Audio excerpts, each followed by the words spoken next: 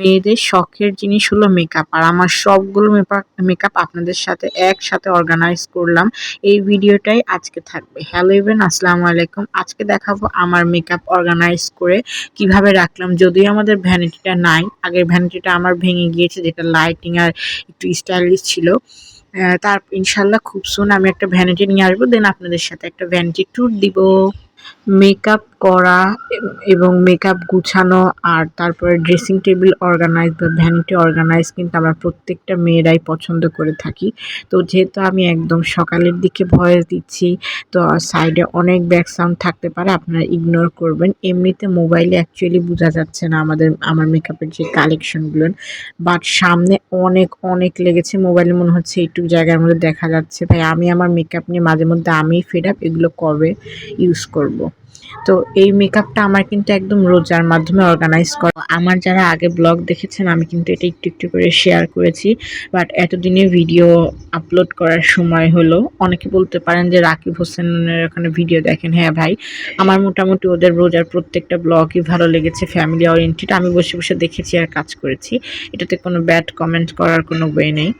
তো এখন সব কিছু দেখলেন, ফার্স্টে আইশ্যাডো প্যালেটগুলো মুছে নিলাম, দেন এখন আমার লিপস্টিক আলহামদুলিল্লাহ আমার 55+ লিপস্টিক আছে। এখানে কিছু আছে, বাইরেও কিছু আছে। যেহেতু অর্গানাইজ করছি, এরপর আপনাদেরকে দেখাবো। প্রত্যেকটা লিপস্টিক অনেক সুন্দর করে মুছে আমি, এবং যেগুলো শুকিয়ে গিয়েছে ওগুলা হলো সব কিছু অ্যাড করেছি, এবং লিপস্টিকের কালেকশনও বাড়িয়েছি। তারপর ওই যে একটা লাইন আছে না, আমার মিস রোজের একটা আছে, আমি আপনাদেরকে দেখাবো। ওই লাইন দিয়ে যে লিকুইড করে, আমার নামটা মনে পড়ছে না, যাই হোক ওইটা দিয়ে আমি সব লিপস্টিক যেগুলো শুকে গিয়েছিল অর্গানাইজ করছিলাম।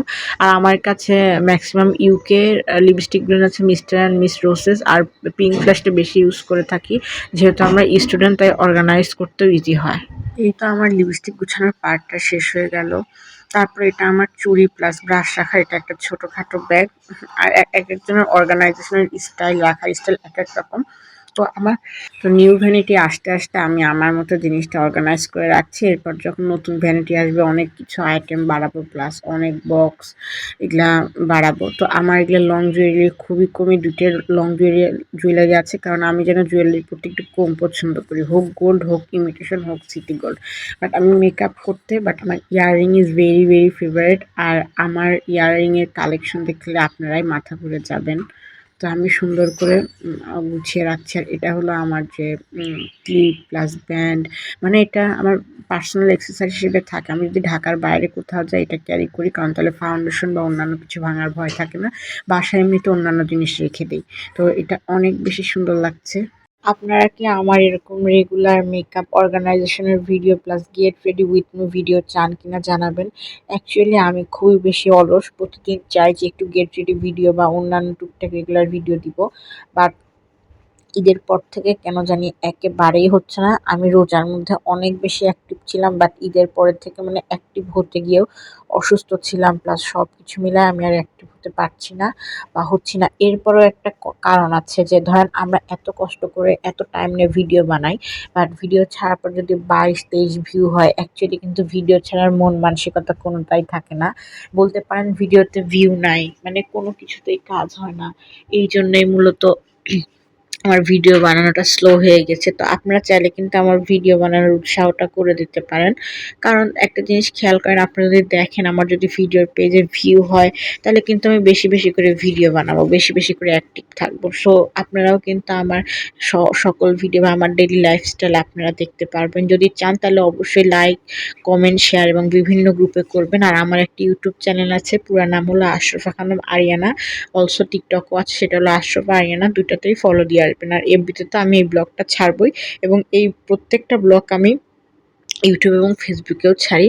যারা ইউটিউব থেকে দেখছেন তারা একটা সাবস্ক্রাইব করবেন, যারা টিকটক থেকে দেখছেন তারা একটা ফলো দিয়ে আসবেন আর লাভ রিয়াক্ট দিবেন। আর যারা ফেসবুক থেকে দিচ্ছেন তারা অবশ্যই কিন্তু লাইক, কমেন্ট, শেয়ার এবং বিভিন্ন গ্রুপে শেয়ার করবেন, যাতে জন্য আমার এই ভিডিওটা অনেকে দেখতে পারে। আশা করি মেকআপ অর্গানাইজার ভিডিওর প্রত্যেকটাই ভালো লাগে।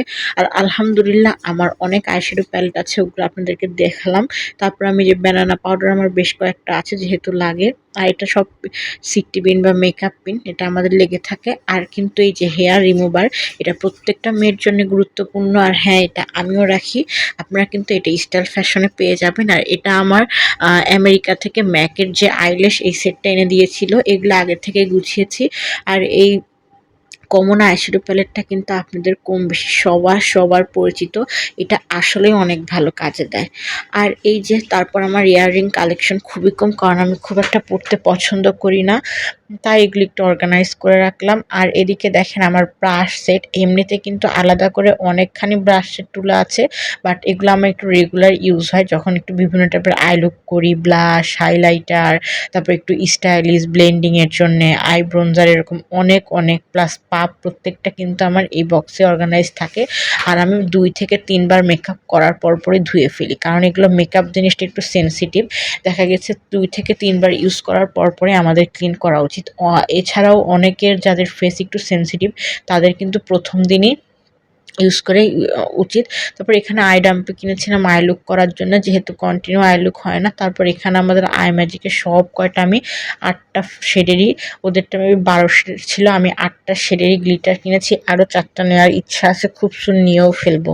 বললাম না, আমার যদি একটু অর্গানাইজার বা ভ্যানিটিটা আসে আমি ইনশাল্লাহ সব নতুন করে অর্গানাইজার করব। আর এখানে দেখেন আমার ছোট ছোট অনেক বেশ কয়টা আইশ্যাডো প্যালেট আছে। এটা আমি কত ট্রাভেল বা দূরে গেলে এই আইশ্যাডো প্যালেটগুলো আমি কালেক্ট করে থাকি। আর বাসায় এটা করা হয় না, বড়গুলো নিয়ে করা হয়। তো এর মধ্যে আমি মাঝখানে বেশ কিছু দিয়েও দিয়েছি। আর দেখেন আমার এটা সুন্দর করে নুডলসের বক্সে রেখে দিয়েছি, যেহেতু আমরা অর্গানাইজ করার জন্য এগুলো বক্স ইউজ করি। আর দেখেন এটা পুরাটা মার্শাল্লাহ আমার কানের দুল, কারণ কানের দুলগুলো কিন্তু নষ্ট হয়ে যায়, দ্যাটস ওয়াই আমি টিস্যু এবং সুন্দর করে কাগজে পেঁচিয়ে রেখে দিই। আগে এইভাবেই রাখতাম, বাট আমার অনেক দুল নষ্ট হয়ে গিয়েছে। এখন আর এই রিস্ক একদমই নেই না, কারণ দুল আমার অনেক অনেক অনেক বেশি পছন্দের, দ্যাটস ওয়াই আমি এইভাবেই নেই। তাই আপনাদেরকে পুরাটা খুলে দেখাচ্ছি না, যেহেতু আমি একদম গ্রামে যাব, আমার হাতেও খুব সময় কম, কখন আপনাকে দেখাবো। যাই হোক, এই যে সুন্দর করে আমার সবকিছু গুছানো শেষ হয়ে গেছে, এখন শুধু আমরা ড্রেসিং টেবিলে সাজাবো।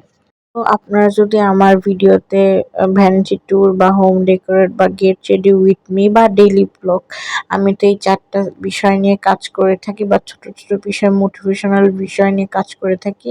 এগুলো যদি আপনাদের ভালো লাগে আর অলসো প্রমোশনের শ্যুট দেখতে যদি আপনারা চান, তাহলে কিন্তু অবশ্যই আমার আইডিতে অ্যাক্টিভ থাকতে হবে। এই তো আমার প্রায় সব গুছানো শেষ, এখন আমি আমার ড্রেসিং টেবিলে সেট করব। ভিডিওটা এই পর্যন্ত, আল্লাহ হাফেজ।